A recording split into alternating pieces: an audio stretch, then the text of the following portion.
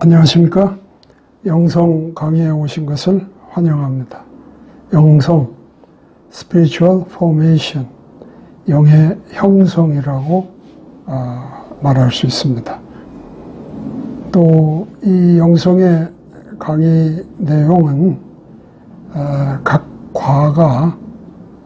과의 주제가 우리 그리스도인의 신앙생활에 매우 유익한 주제들을 다루고 있기 때문에 이 전체를 그리스도인의 생활 신학이라 이렇게 이름을 붙여 다시 말할 수 있습니다. 그래서 영의 형성, Spiritual Formation은 1부, 2부로 나누어서 1부에서는 영성이라는 분야에 집중하게 됩니다. 이때 영성은 Spiritual Formation, 그리고 2부는 성숙, Maturity 하는 그런 두 영역을 나누어서 살펴보려고 합니다. 그래서 지금 연속적으로 강의를 할 뿐만 아니라 이 강의에 참여를 하시는 분이 연속적으로 이 강의를 들으셨다면 지금은 일부인 영성에 관해서 공부를 하고 있습니다. 영성 스피리추얼리티의 또 내용 또한 5가지의 관점을 좀 나누어서 살펴보고 있는데, 첫 번째 관점은 정의란 무엇이냐, 스피리추얼리티, 영성의 정의란 무엇이냐 하는 것을 살펴보았습니다.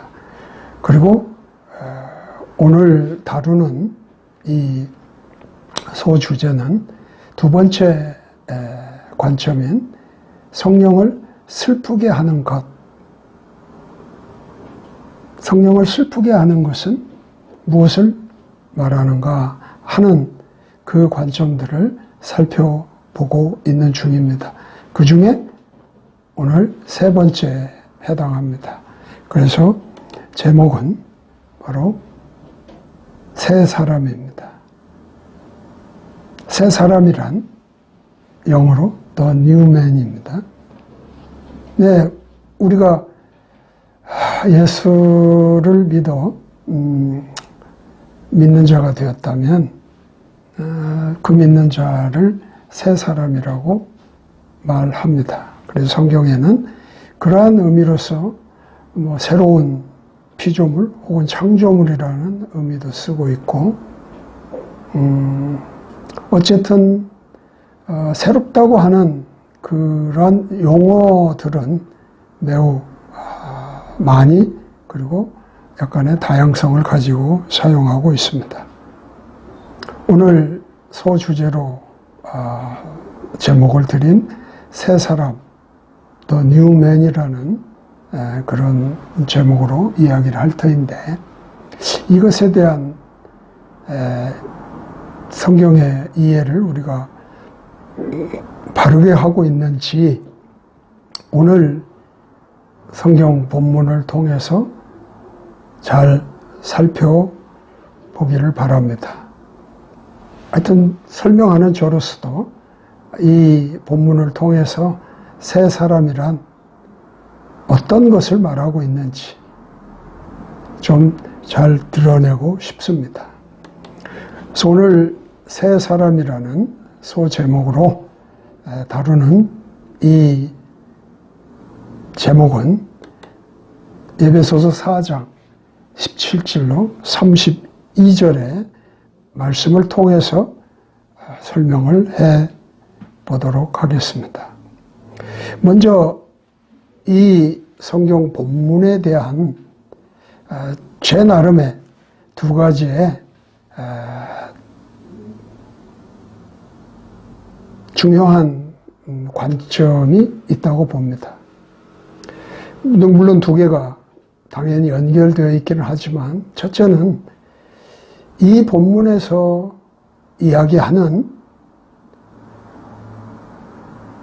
옛사람 그리고 새사람이란 어느 지점에 있는 그런 정체성을 또는 존재를 말하는가 하는 것에 대한 약간의 설명이 좀 본문을 통해서 잘 규정되어야 될 그런 설명이 잘 규정하여 되어야만 옳다 이런 생각을 하나 하고 있고, 또 하나는 이 세 사람이라고 하는 것이 그런 정체성을 잘 규정하게 된다면 바로 우리가 세 사람으로서 실천적인 그런 관점에서 어떻게 하는 자가 세 사람이라고 말할 수 있는지 하는 것이 오늘 성경을 통해서 우리가 조금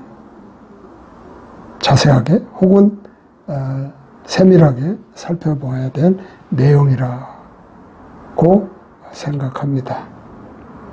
그래서 오늘 이 본문을 통해서 즉 에베소서 4장 17절로 32절 그 말씀 안에서 우리가 세 사람이라는 그러한 제목으로 다루려는 그 내용을 크게 이렇게 나눌 수 있습니다.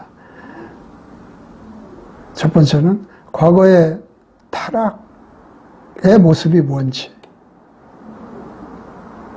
과거의 타락된 그 자가 예수 그리스도를 믿음으로 새롭게 배운 반응은 무엇이라고 하는지, 그래서 옛사람의 산물들 중에 변화의 신뢰들을 통해서 옛사람과 새사람의 어떤 구별이 있는지 하는 것을 살펴봅니다. 그리고 우리는 그 가운데서 어떤 영적인 영향을 받게 되고 또는 가지게 된다는 것을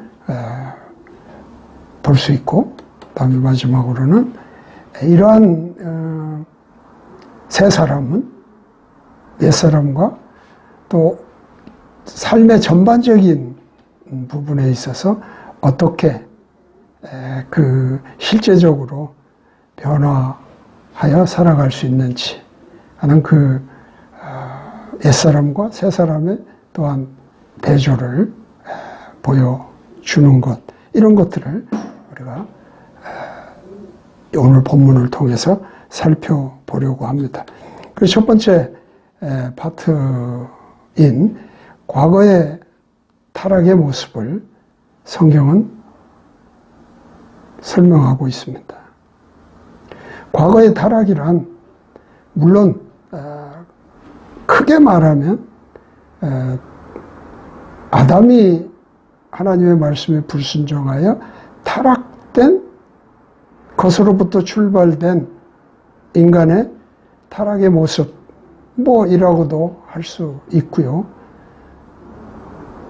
더 좀 입장을 좁혀 이야기한다면 지금 에베소서는 에베소에 있는 그리스도인들에게 서신을 보내어 바울이 저자이므로 바울은 그들에게 권면하고 있는 그런 내용이 있습니다. 그것이 배경이 되어야 합니다. 에베소는 로마의 통치 아래에 있던 유대 입장에서 봤을 때는 이방 지역의 이방인들입니다. 그것도 좀 설명이 필요하지만 아무튼 이스라엘이라는 관점에서 보면 그렇다는 거죠. 그들이 복음을 듣고 예수를 믿어 지금 이 서신을 받고 있는 거거든요. 그렇다면 지금의 그 서신을 통해서 권면을 받는 자들은 과거에 이방인으로서 타락된 어떤 모습을 성경은 오늘 본문은 말하고 있다. 이렇게도 좁혀서 말할 수 있습니다. 그리고 이것이 이제 실제 지금 이 말씀을 읽는 우리에게 또는 우리는 이 본문을 통해서 어떤 영향을 가지게 되는가. 뭐 여기까지 생각한다면 과거에 타락된 어떤 모습을 우리가 한번 성경이 보여주고 있는 것을 우리는 잘 들여다볼 필요가 있습니다. 그래서 과거에 타락된 그 이제 모습을 우리가 성경을 통해 살펴볼 텐데 이거를 우리가 잘 이해하는 것은 상당히 중요합니다. 그래서 첫 번째 파트인 과거의 타락은 또 어떻게 진행을 하여 설명을 하는지, 먼저 이방인은 어떻게 살았나 하는 것을 들여다볼 수 있습니다. 그러면 그 이방인들은 어떤 특징을 가지고 있는가? 그렇게 특징을 가지고 존재하고 있는 이유는 뭔가? 그리고 그 결과로 어떤 모습을 보이고 있는가 하는 내용을 구체적으로 살펴보도록 하겠습니다. 그래서 이방인들은 어떻게 살았는가 하는 것을 오늘 에베소 4장 17절 처음 출발해서부터 보여주고 있습니다.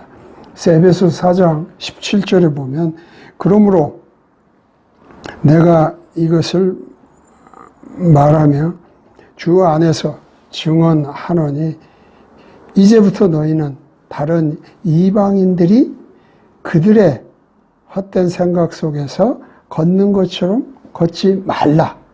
지금 이 저자가 독자들에게 지금 권면하고 있는 것입니다. 그 에베소 교인들에게 이방인들 같이 걷지 말라 이렇게 말하고 있습니다. 에베소 교인들을 이방인으로 말하는 건 아니지 않습니까?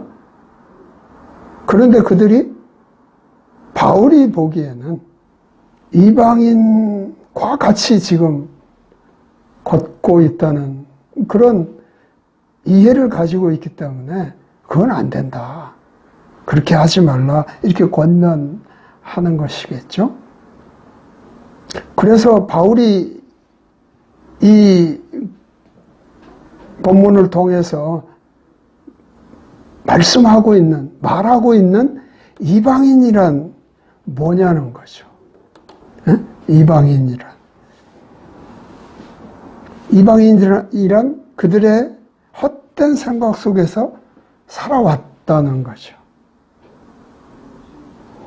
이것은 지금 이 본문의 시점에서 한번 이렇게 말할 수 있습니다. 그리스도 없이 또는 그리스도가 없이 살았다는 것을 말합니다. 이방인들이란 지금 이제 신약시대에 있어서 이방인이란 구약시대에 이스라엘 백성이 아닌 다른 민족을, 백성을 이방인이라고 말하는 것과는 의미가 좀 다르게 해석되어야 됨이 마땅할 겁니다.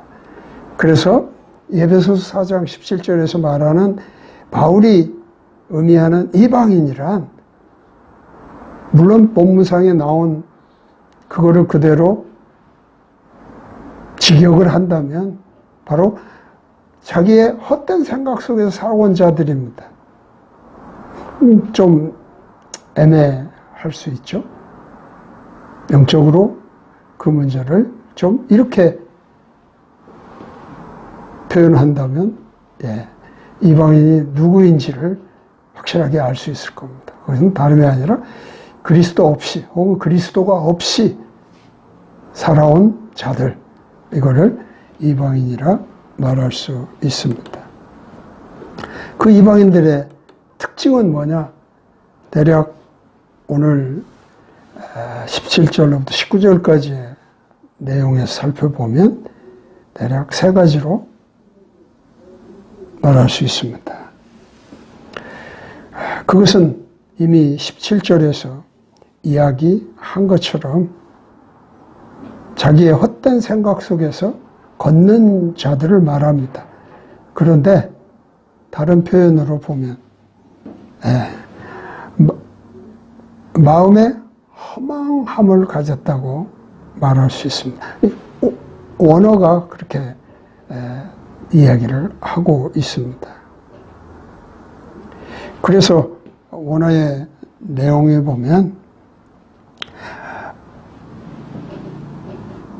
마사요테스 이게 헛된, 허망한 이런 뜻을 가진 형용사입니다. How to lose 그들의 마음의 허망함 이런 뜻입니다. 여기서 마음이라고 하는 것은 마인드입니다. 생각을 말하고 있습니다. heart가 아니라 마인드. 그래서 이 말을 오늘 17절 본문에서는 자기들의 헛된 생각이라고 이렇게 표현을 한 것입니다. 이것은 로마서 1장 18절로 21절 말씀이 이거를 잘 표현해 주고 있습니다. 그러니까 로마서 1장은 바울이 복음을 정말로 전함에 있어서 복음이 이렇게 좋은데 복음은 정말 능력이 있어서 사람을 변화시키고 생명을 갖게 하는 놀라운 것인데 이 복음을 듣지 않는 사람이 있습니다. 듣고자 하지 않는 사람들이 있습니다. 왜 그럴까 하는 것을 바울은 바로 로마서 1장 18절로 21절에 설명하고 있습니다. 읽어보도록 하겠습니다. 하나님의 진노가 불의 안에서 진리를 붙잡아 두는 사람들의 모든 경건치 아니한 것과 불의를 대적하여 하늘로부터 계시되었나니 이는 하나님을 알만한 것이 그들 속에 분명히 드러나 있기 때문이라. 하나님께서 그것을 그들에게 보이셨느니라. 그분의 보이지 아니하는 것들 곧 그분의 영원하신 권능과 신격은 세상의 창조 이후로 분명히 보이며 만들어진 것들을 통해 깨달아 알 수 있나니 그러므로 그들이 변명할 수 없느니라. 그들이 하나님을 알되 그분을 하나님으로 영화롭게 하지도 아니하고 감사하지도 아니하며 오히려 자기들의 상상 속에서 허망해지고 또 그들의 어리석은 마음이 어두워졌나니. 그렇죠? 이게 허망한 일이라는 겁니다. 복음을 듣지 않는 자들이 왜 복음을 안 듣는가? 바로 자기들의 헛된 생각 속에서 살아가기 때문이라는 거죠.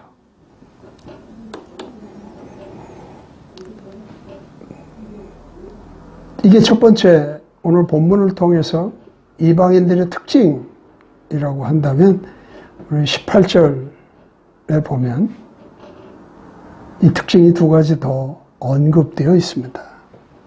18절에 보면 그들은 지각이 어두워졌으며 그들 속에 있는 무지함과 그들 마음에 눈먼 것으로 인하여 하나님의 생명에서 떨어져 있도다. 이방인들을 이렇게 잘 설명하는 것은 없을 것입니다. 그래서 이 18절의 이 본문은 대략 네 가지의 의미가 이렇게 합하여 있다 보아서 네 가지를 이렇게 A, B, C, D로 나누어 우리가 볼 수가 있습니다. 그 중에 우리가 이방인의 특징으로 또 생각할 수 있는 것은 그들은 헛된 생각 속에 살아가고 있고 또 지각이 어두워져 있는 것이 특징입니다. 또한 그들은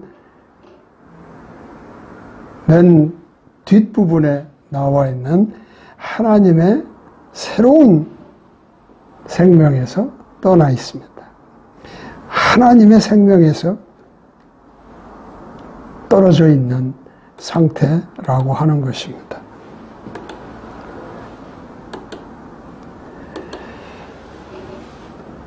안타깝죠? 이것은 이미 로마서에서 앞에 읽은 내용들을 살펴봐도 알 수가 있습니다. 하나님은 모든 사람이 하나님의 존재를 알 수 있도록 우리의 양심을, 인간에게 양심을 주시고 하나님의 창조를 통해서 거기에서 하나님을 알 수 있는, 하나님의 그 생명을 알 수 있는 이런 것들을 허락하셨는데 그거를 알지 못하는 거죠. 자, 그래서 우리는 잠깐 다른 그 과거의 타락 이야기를 더 진행하기 전에 이런 도표로 한번 우리의 실상을, 우리의 실제 상태를 한번 비교해 보기를 바랍니다. 이 도표는 믿는 자와 믿지 않는 자가 인간의 두 구분입니다. 믿지 않는 자가 있고 믿는 자가 있습니다. 그리고 오늘은 새 사람에 대한 이야기를 하는데 새 사람이라면 옛 사람이 존재하기 때문에 새 사람이라는 비교가 또는 대조가 나올 수 있지 않겠습니까? 그래서 또 세로 축에서는 새 사람과 옛 사람을 구분해서 이렇게 축을 만들어 이 상태를 놓고 보면 믿지 않는 자와 믿는 자도 상대적이거나 절대적이거나 각각을 또 두 구분을 해서 상태를 살펴보도록 하겠습니다. 믿지 않는 자의 상태는 새 사람이라는 그런 개념을 말할 수 없습니다. 믿지 않는 사람은 옛 사람일 뿐입니다. 즉 과거에 타락된 또는 현재도 그 타락을 그냥 유지하고 있기 때문에 가지고 있기 때문에 그를 새 사람이라는 어떤 영역에서 얘기할 게 아무것도 없습니다. 다만 절대적인 거는 믿지 않는 옛사람이 그냥 꽉 차서 나타나는 것이라면 상대적인 거는 약간 그 정도가 크고 작고의 차이가 있는 정도. 지금 도표의 맨 오른쪽에 보면 새 사람과 옛 사람의 그 구분을 할 때 플러스로 나오는 퍼센테이지와 마이너스로 나오는 퍼센테이지를 각각 보여주고 있습니다. 그러니까 그걸로 말한다. 믿지 않는 자의 절대적인 위치는 100%에 가까운 또는 100%의 믿지 않는 상태를 유지하는 거라면 믿지 않는 자가 상대적이라는 그런 그 모습을 갖는 것은 그 퍼센테이지가 50%일 수도 있고 마이너스 50%일 수도 있고 마이너스 25% 또는 마이너스 75% 그런 정도의 차이가 있을 뿐 옛사람은 믿지 않는 자의 옛사람이란 그 자체가 믿지 않는 자 자체가 옛사람이라고 말할 수 있습니다.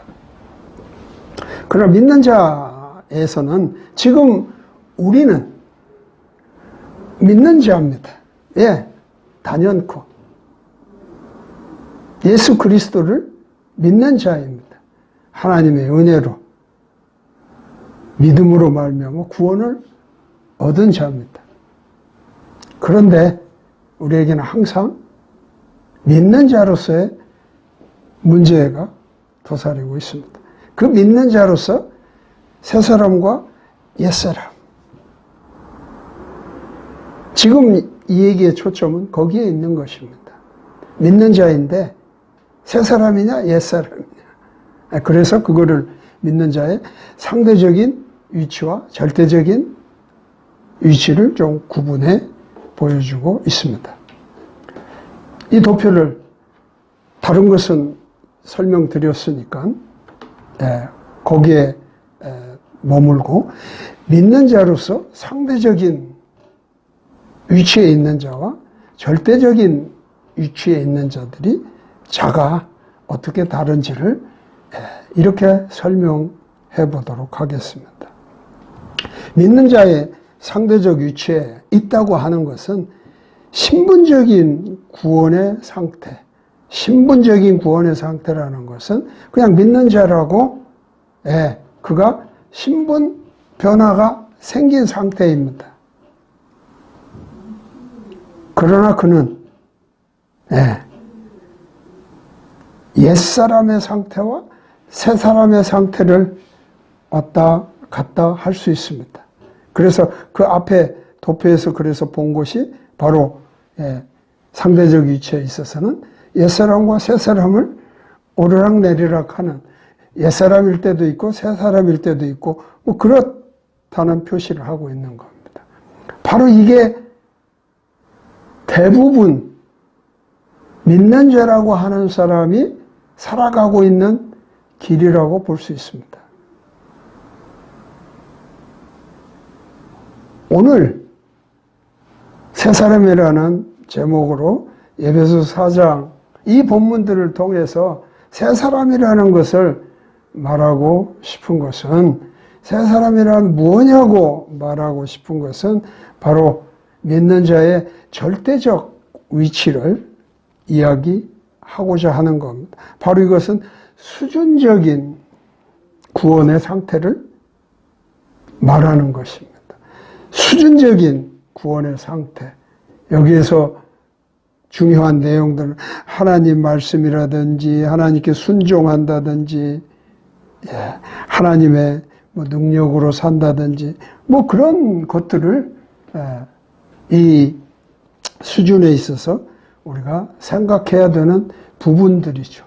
바로 이 믿는 자로서 절대적인 위치를, 즉 수준적인 구원의 상태를 가지고 가는 것, 이것이 바로 하나님이 우리의 삶을 보시고자 하는 그런 길입니다.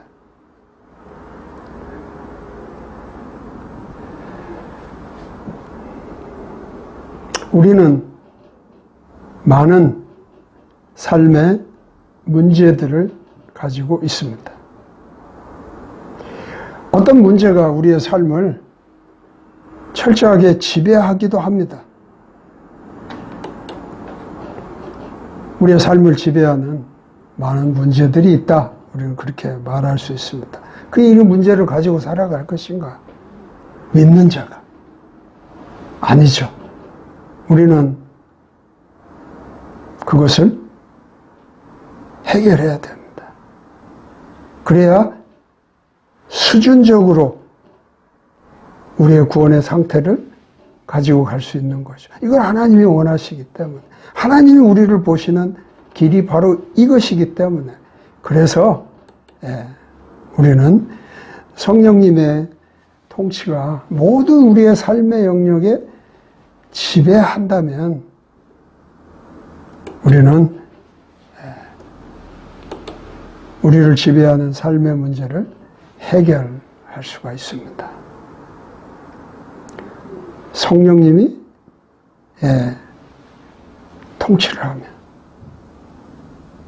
하는 성령님의 통치가 모든 나의 삶의 영역에서 지배하면 우리는 하나님이 원하시는, 하나님이 보시는 수준적 구원의 길을 갈 수 있습니다. 이것을 위해서 오늘 본문이 우리에게 필요한 것입니다. 본문의 바른 이해가 필요합니다. 그렇다면 이방인들이 이런 특징으로 살아가는 이유가 뭐냐? 아까 에베소서 4장 18절에서 보면 두 번째, 세 번째에 드러난 본문의 내용이 있습니다. 그것은 다름이 아니라 그들 속에 있는 무지함이 하나의 이유고, 또 하나는 그들이 눈이 멀어 있다는 것이 이유가 됩니다. 무지한 성질을 가지고 있어요. 어떤 사안에 무지하다기보다 하나님의 것을 알고자 하는데, 또는 하나님의 것에 대해서 모르고자 하는 그런 성질이 있다는 겁니다.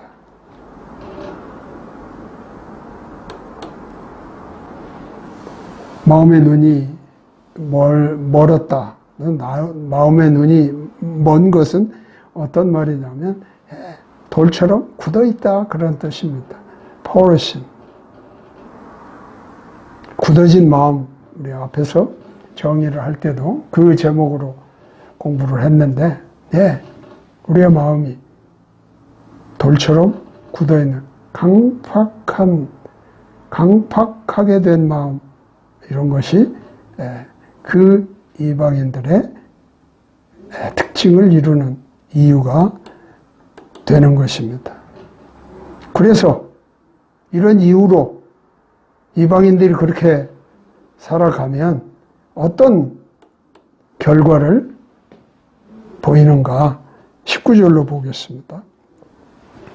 그들이 감각을 지나쳐 자기를 세욕에 내주고 탐욕을 내어 모든 부정한 것을 행하였다. 이렇게. 결국 그런 이유와 특징 속에서 그들은 행하는데, 그 행하는 것이 세욕에 내준다. 무슨 말일까요?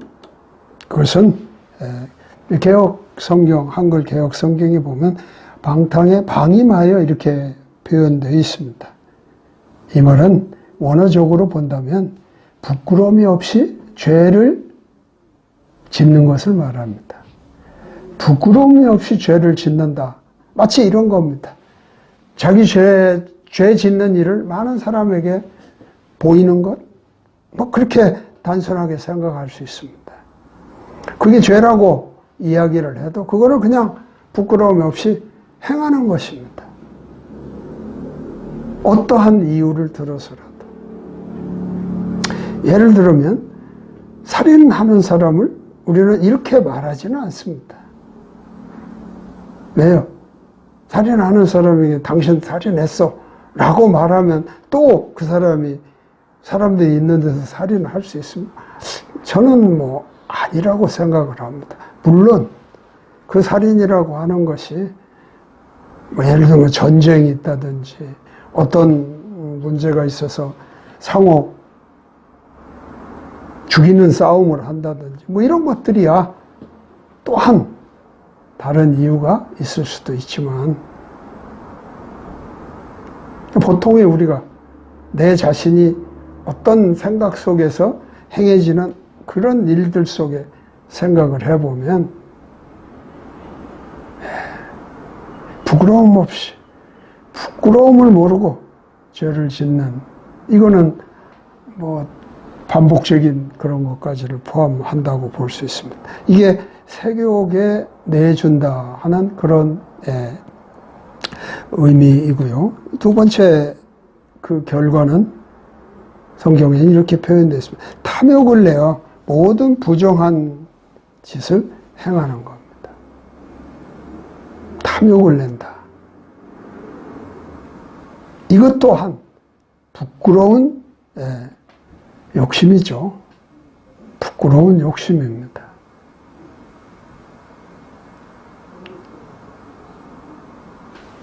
모든 것을 자기의 욕심대로 행하려고 하는, 이것 또한 부끄러움 없이 행하는 그런 모습을 볼 수 있습니다.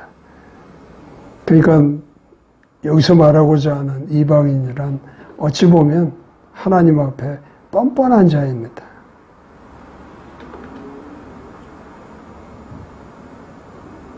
뻔뻔합니다.